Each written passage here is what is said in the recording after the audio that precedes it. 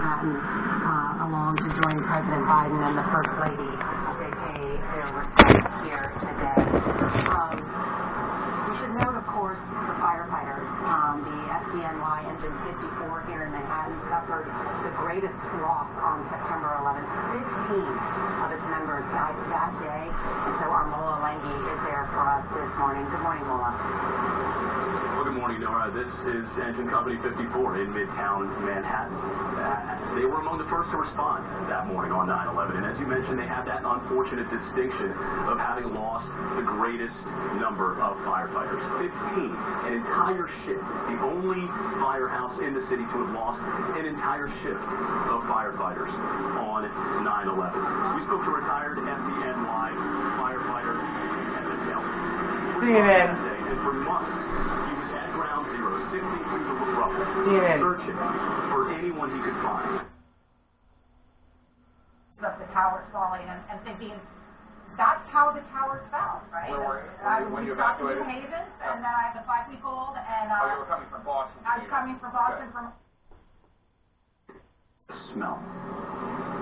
You'll never forget that smell. CNN. I don't know how to quite explain it. And the only plane in the sky. What are you thinking about? As somebody who has talked to so many of the policymakers and players and survivors of that day, what are you thinking about? So the 20th anniversary is a moment when we're beginning to really see this slip from memory into history. We now talk to people like Colonel Tillman, the people who were in government at that time, and these are historical figures. There's an entire generation now in America that has grown up in the world created by 9/11 with no memory of 9/11 itself. A quarter of America is today too young to remember this attack, and yet our country, our politics, our world is so deeply defined by it. And as we watched the Americans pull out of Afghanistan this summer, those 13 Americans killed in Kabul, only 2 of them were old enough to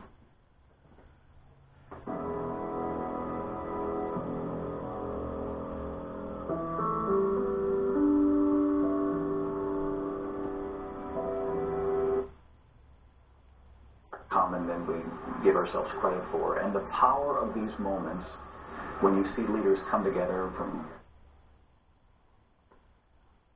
And I think that was the hardest nut of all, was for us to... Let's do 3 guys. CBS.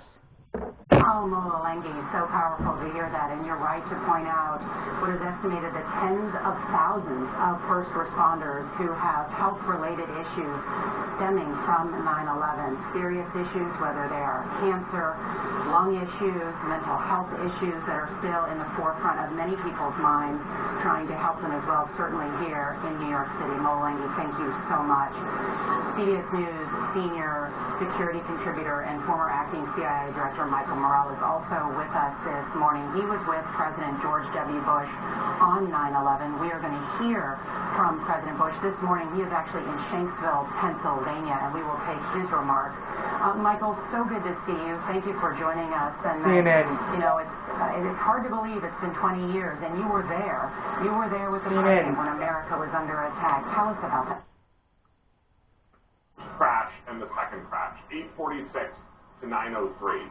And when you go back and you look at what happened in those 17 minutes, in New York, in Washington, with the president in Sarasota, Florida, you see a country that is far more innocent than anything that we could imagine today. We didn't know what was happening. We didn't know what was happening. Everyone from New York commuters to the President of the United States sees that first crash and has the same thoughts.